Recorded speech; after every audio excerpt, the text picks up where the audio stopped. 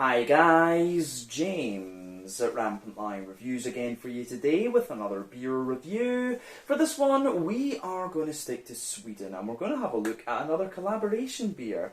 So both of the breweries involved in this one have featured on the channel many times before. When it comes to the home brewery, I would say that they're definitely best known for their kind of New England hazy, whatever you want to call them, IPAs, but in recent times they've been becoming a little bit more well-rounded, doing lots of different styles and doing them very well, whereas the away brewery is also very well known for their New England hazy IPAs, but they've been experimenting more with lagers in recent times, which have been quite interesting.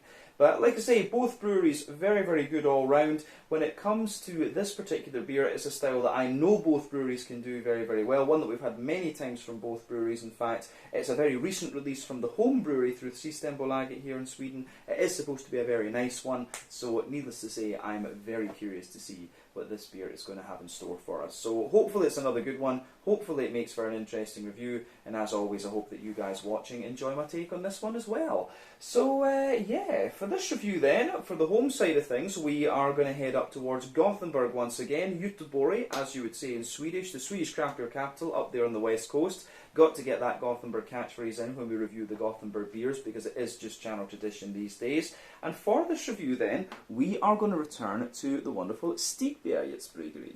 So this particular beer is called Avis Rapax. It comes in at 8% ABV and it's another New England hazy Imperial Double, whatever you want to call it, IPA. And this is brewed in collaboration with Apex Brewing Co, who come from Örebro out to the west of Stockholm. So yeah, definitely cool to see these guys collaborate. If memory serves me correctly, this is the first collaboration beer I've had between these two particular breweries together, but yeah, we've had many beers from them individually over the years. Apex, of course, are a little bit newer than Stigbergets. Stigbergets are one of the kind of cult classic names these days when it comes to Swedish craft brewing.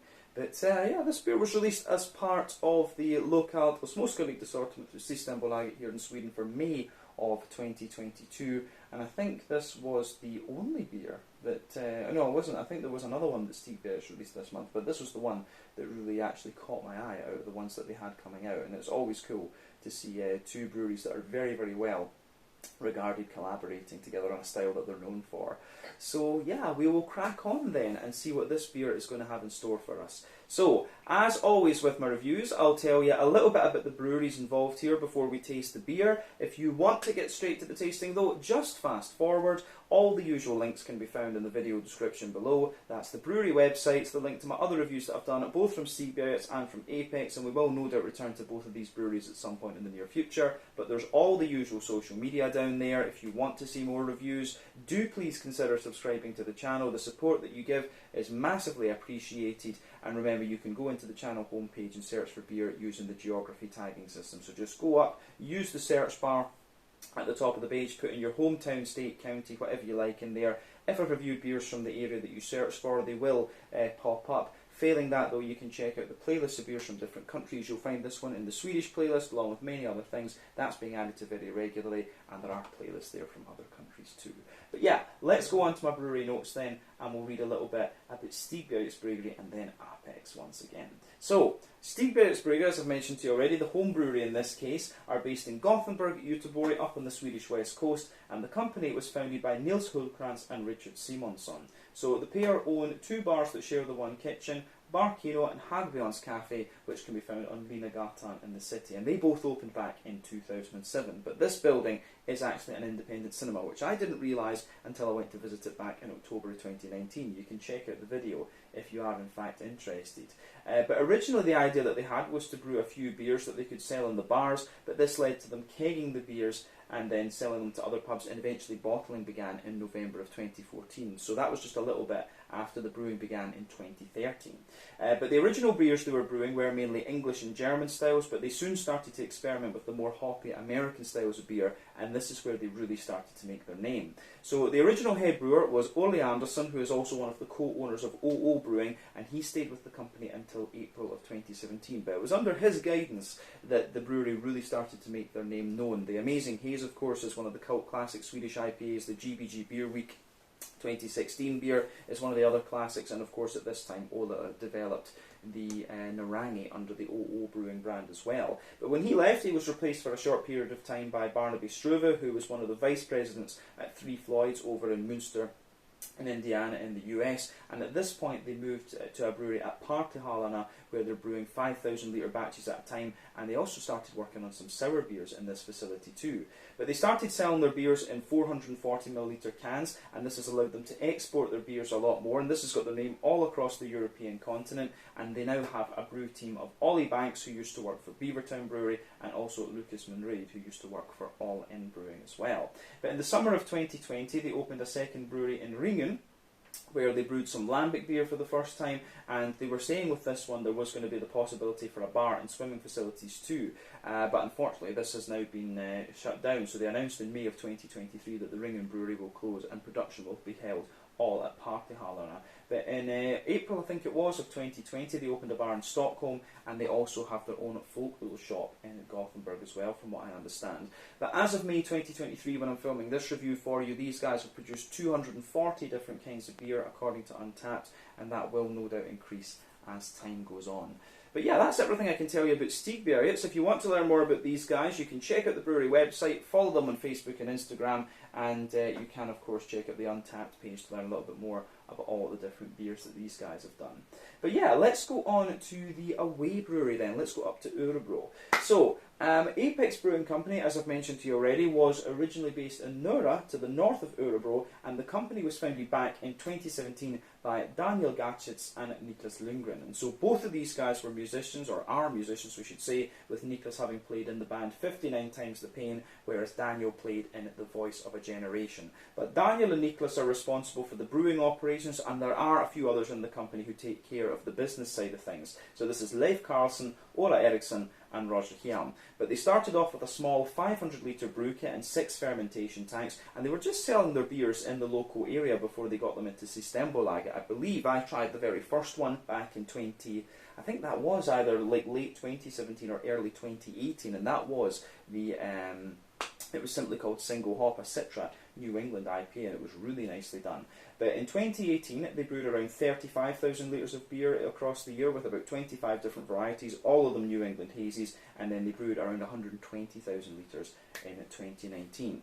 Over the following few years, they continued to expand and develop new recipes, and in the summer of 2021, they announced that they would move to a new premises in the Baytorp district with Örebro that autumn. So they upgraded their 500 litre brew kit at this point to a new 2,000 litre system and added several new tanks, and they've been continuing to build up the brewery infrastructure over the last little while. But as of May 2023, these guys have produced 155 different kinds of beer, according to Untappd. And as I mentioned to you earlier, Apex are definitely known most for their New England hazy IPAs. We had our first West Coast IPA from these guys very recently, and over the last maybe year or so, at the point of filming, we're having a few lager beers from them as well. The Keller beer, the Keller Märzen, and all this kind of thing.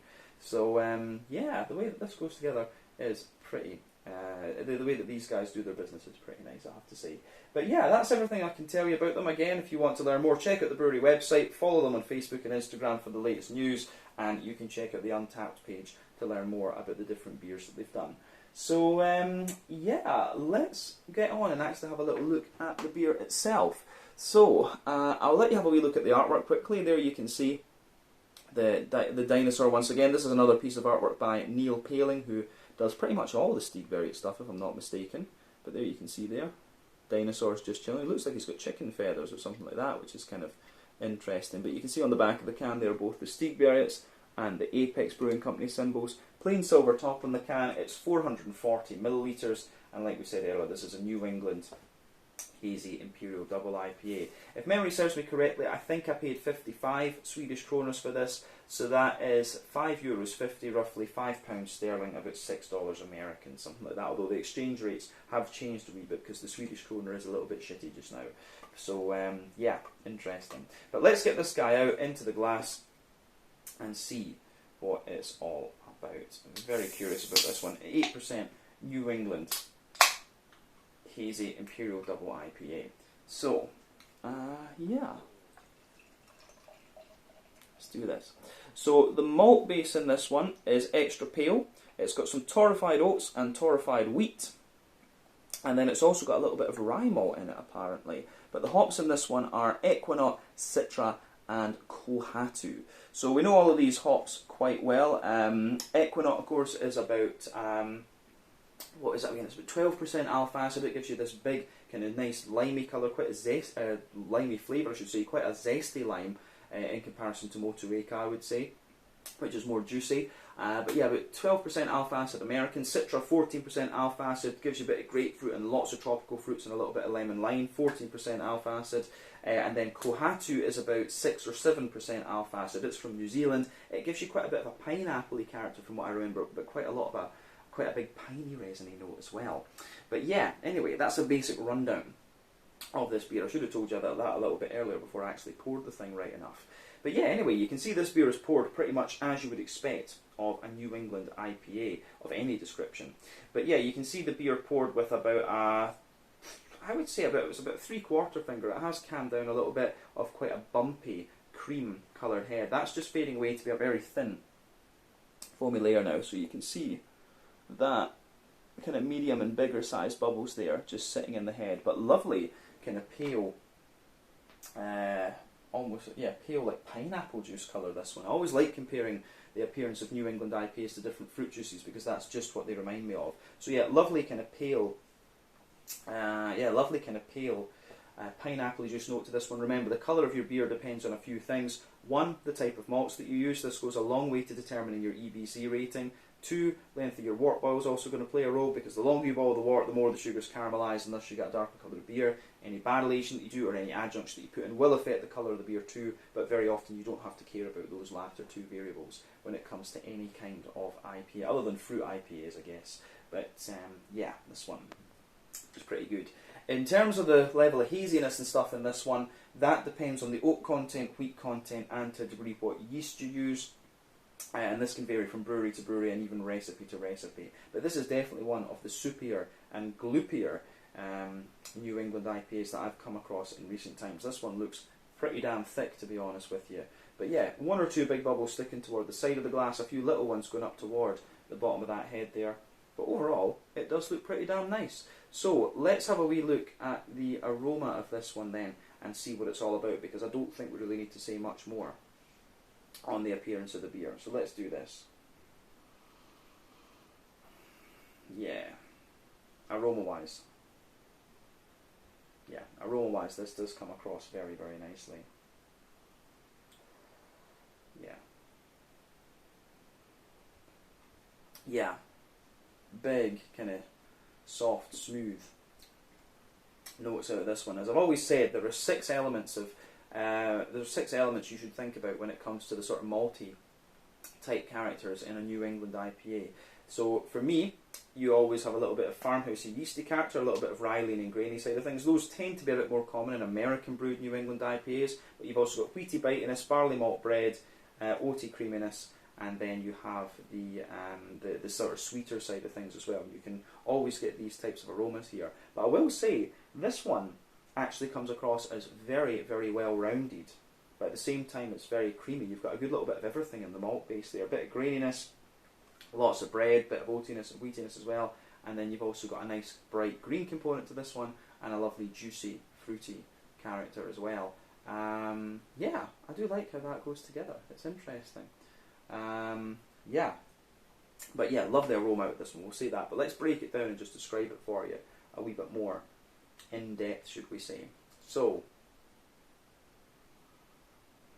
the backbone of this beer, for me, absolutely, you've got a little bit of grainy bread crust in there. I'm guessing that'll be the rye malt that's in there, giving you the kind of more grainy bread crusty characters out of this beer. There's a little touch of woodiness as well, which I think is good. So a little touch of a kind of woody character within this one in the base. But yeah, grainy sort of rye bready bread crust, a little bit of woodiness, some wholemeal brown bread in there definitely. Then a nice fluffy, thick and slightly sweet white bready character as well. So the way that this goes together is very, very nice. Yeah, so lovely big kind of thick fluffy wheaty bread fluffy white bready character, I should say. Above that, you can smell the wheat, and the wheat is quite interesting because in the middle of the nose, it actually smells very, very smooth, but you get the bitiness in the back of the nose as well, which I really quite like. So yeah, a little bit of wheaty bitiness in the back of the nose, smooth wheaty character in there above that, and then you've got a lovely kind of oaty, creamy note coming out of this beer too, which I think is really, really nice.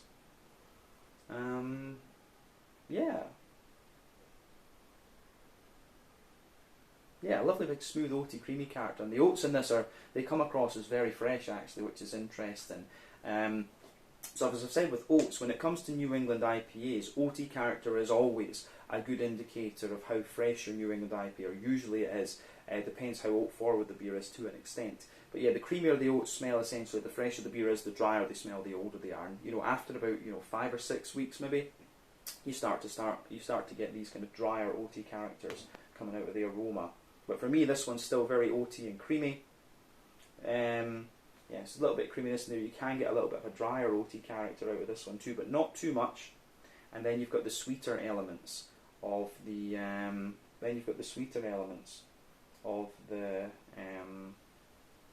malt base in there as well. You've got a good little bit of Werther's Original butter candy, butterscotchy type thing coming out of this one, and then a little bit of a McVitie's digestive biscuit as well. So the way that this one goes together, I think, is very, very nice. So malty side of things has my approval for sure. And you do actually get a little bit more graininess and dryness out of this one, which I'm curious to see. I'm curious to see how that plays out into the flavour of the beer. But let's have a look at the hoppy side of things then.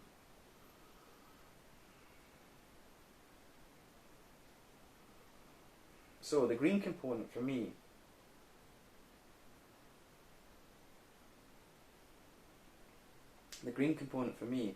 is it's actually really quite smooth and quite wet. So there's a little teeny bit of earthiness in there, a little bit of herbal character, but not too much. I don't get so much in the way of pine resins out of this beer actually, which is kind of interesting, because Kohatu, I do remember it having that big piney resiny note, but you get quite a wet, grassy note out of the beer too. So for me, the green component in this one is really quite wet and grassy more than anything else. But remember, with IPAs you have 3 different kinds of hopping. Let's use 90 minutes as our model. When it comes to the first hour of the wort boil, that's early edition hopping. That gives you mainly bitterness and a deep dank aroma. Late edition hopping within the last half hour of the wort boil, that gives you mainly a kind of bright green component there, and that gives kind of bright green component both in the aroma and in the actual flavour. Late edition hopping will give you the same, except it's completely flavour and aroma. There's still a little bit of bitterness from late edition hopping. So dry hopping afterwards, I think, is what I meant to say there. So West Coast IPAs tend to use all 3 types of hoppings. New England IPAs tend to rely on the latter 2, and the brighter green component that you have in this beer indicates that it's mainly late edition and dry hopping. But I think that covers what we need to say about the green side of things. On the fruity side of the beer, fruity side of the beer is very, very nice. There's a good little bit of fruity side of the beer. For me, there's a good little bit of grapefruit in this one. There's a little bit of you've got a little tiny bit of grapefruit in there, but not too much. That will come from the citra. But other than this, you've got soft passion fruit in there, but quite a big juicy mango for me. I'm getting quite a little bit of pineapple for sure, and I think that's going to be Kohatu. I remember that Kohatu always gives you a little bit of pineapple with these kind of piney resin notes. But then you've also got a nice big limey character as well from the presence of the Equinox. So the way that goes together, I think, is very, very nice. So it gets a big thumbs up from me. Interesting stuff. I do like how that pieces together for sure. But I think we can leave it at that for the aromas. I always say take a bit of time to just enjoy it, but this one comes across quite a bit of complexity to it. I think we're going to get even more complexity out of this one when we actually taste the thing. But let's get the rest of it in the glass, get it ready to drink, And there we are. So yeah, this one is the Avis Rapax, an 8% New England Double IPA from Stigbergets Bryggeri in Gothenburg, in collaboration with Apex Brewing Company from Örebro, just out to the west of Stockholm. Brain is terrible in this video, guys, but let's get stuck in. Slanja, skål, cheers.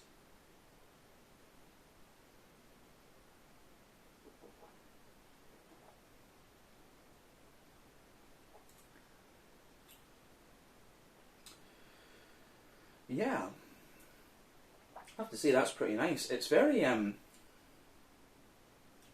actually was expecting something a little bit more like really, with the colour of this one, I was expecting something like really, really thick and creamy, but this is actually, it's got a lot of body to it, but the mouthfeel is just not what I expected. It's quite, this beer's a lot more kind of wheaty leaning than I thought it was going to be from the aroma, so yeah.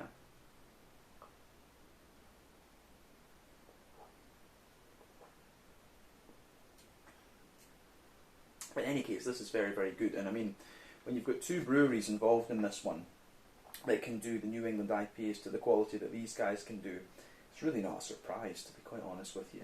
Very, very nice one, actually, so big thumbs up to both breweries involved in this. And the fact is as well, this is something that feels a bit different than the other ones we've had in recent times too. You always find that IPAs go through phases and things, and often the breweries will do ones that taste quite similar. You know, sometimes they'll be a bit more oaty, sometimes they'll be a bit more wheaty, but this one really is quite different. I think it's just the presence of the rye as well. You get a bit more graininess out of this beer into the aftertaste. You do start to get some of the piney needle notes from the Kohatu as well.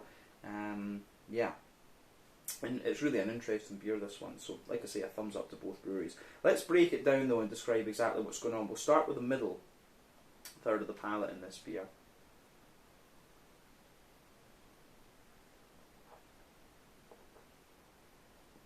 So, middle third of your palate then, you can feel the backbone of the beer. You've got that lovely kind of rye bready bread crust in there just forming the back of the beer, but it's not too rye bready actually. You get more of the rye bread the further into the aftertaste you go. In the beginning, it's actually just like a kind of fresh hedgehog roll type flavour that you get out of this one. So yeah, you've got that fresh hedgehog roll type thing in there. Then further forward on that middle third of the palate, you get a little touch of woodiness coming out of it, which is nice. And then above that, you get a little bit of Jacob's cream cracker, which is good.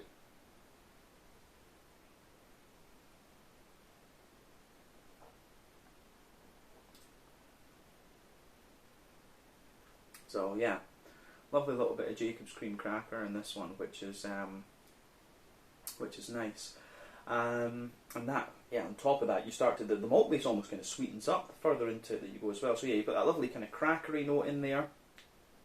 Then you get above the cracker, you get a little bit of you get a layer of a kind of wholemeal brown bread, which I think is quite interesting. Yeah, the wholemeal brown bread is in there. Then you get the kind of fluffy or white bready character coming out of this one. The breadiness has a bit of sweetness to it, but you get a little bit of dryness too. So yeah, the wholemeal brown bread, the fluffy white bready character, then the wheat sits on top of that. So yeah, you've got that nice kind of wheaty character in there. The wheat is a bit smoother in the middle 30 palate, but it still has a little bit of zip to it. And then above that, you've got a bit more of a kind of, you do have a bit more of a sort of creamy, you've got the creamy oatiness coming out of this one, so that's interesting too. Let's look at those oaty characters then. So kind of down the middle line of your palate, you can feel the oats are quite soft and quite creamy and quite thick, but as you move further out toward the edges of the palate there, you've got a little bit of a kind of drier quality coming out of this one. So you've got a little bit of that drier, a little bit of the kind of drier oaty characters in there, but not too much actually. This beer is still pretty creamy in that sense.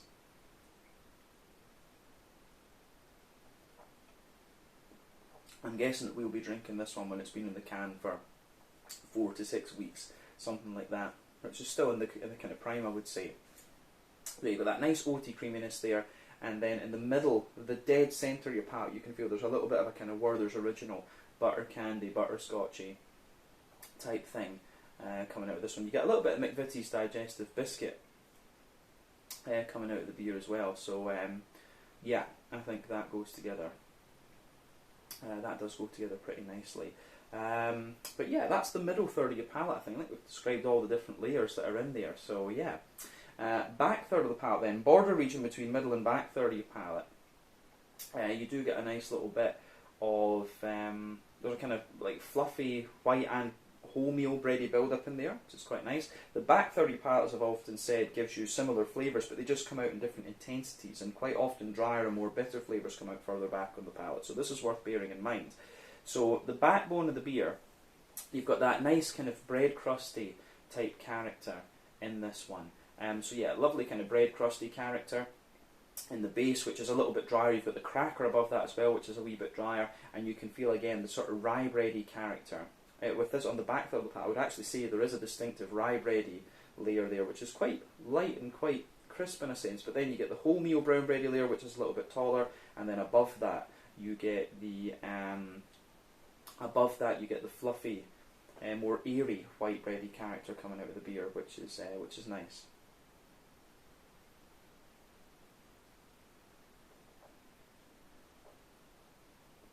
So yeah, the way that goes together is really, really nice. So yeah, kind of rye bready notes, kind of wholemeal brown bready character above that, and then the fluffy white bread. And as I say, those two layers are a bit taller and a bit more airy on the back third of the palate than they are in the middle. But above the white bread, you start to get the wheat.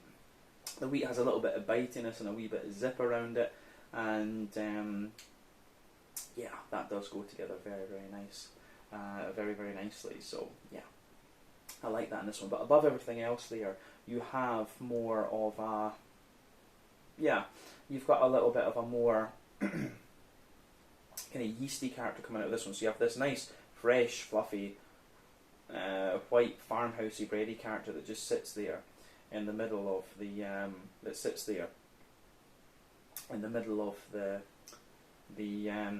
just at the everything that just sits there just sits in the middle on the top of that back third of the palate. So yeah, it's a little bit more of a woody brown farmhousey type bread. You've got a little bit of honeycomb wrapped around it. I always get a bit of honeycomb in the back third of the palate for some reason, but you can certainly feel that the flavour on the back third of the palate is taller. Then as you come further forward into the middle third of your palate, it kind of condenses down and squashes together, and that is very nice, I would say.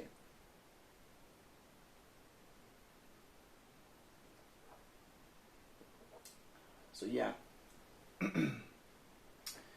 for me, the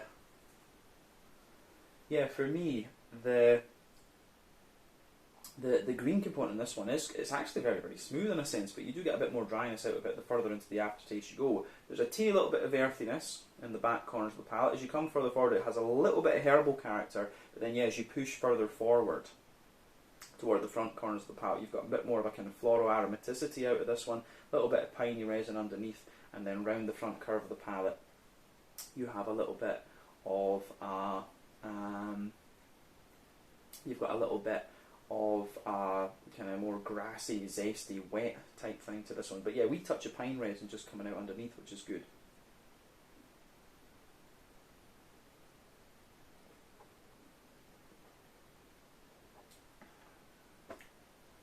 Yeah, that does go together really, really nicely in that sense. Yeah, I like this. I do like how this pieces together, and the green component actually suits it quite well. But like I say, you get more of the Kohatu pine resins coming out further out in the aftertaste, and a wee bit of spicy floral note in the front corners of the tongue. But let's look at that front third of your palate then, and the fruity side of things, just to round off the tasting portion of the video.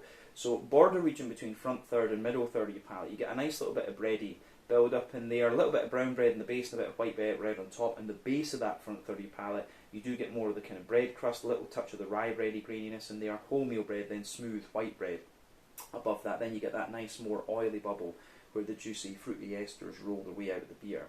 So let's look at those fruity side of things now, or those fruity elements I should say. Get my grammar right in English, terrible.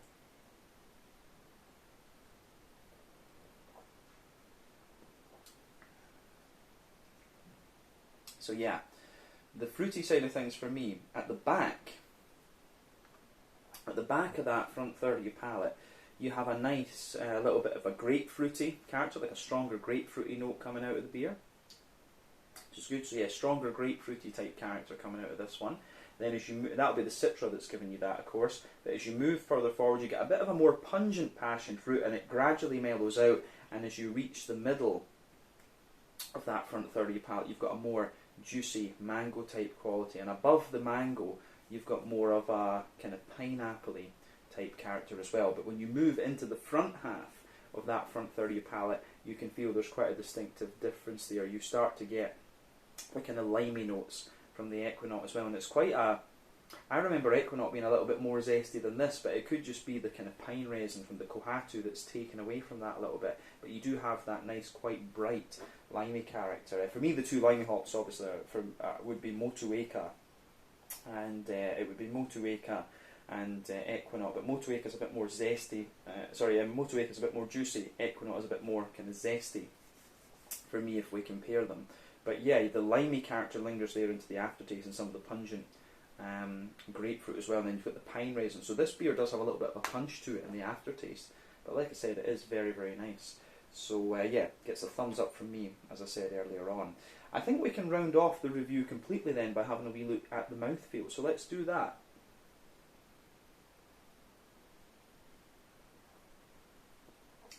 So on the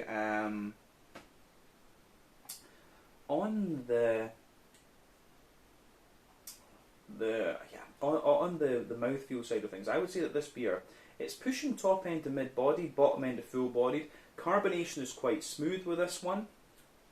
As I said, this beer does have an element of creaminess to it, but it has got a bit more bitterness and dryness to it at the same time as well. If we're talking IBUs with this beer, I would be tempted to say that this one is about 50-ish IBUs. 40 is kind of the standard, I guess, for the New England doubles. You do tend to put a little bit more bitterness in these ones to kind of balance out the bigger malt base and things like that. But I feel this beer just has a little bit more bitterness to it. I wouldn't be surprised, I think 50, but I wouldn't be surprised if it's a bit higher and was like 60 IBUs or something like that. This one does feel a little bit more bitter.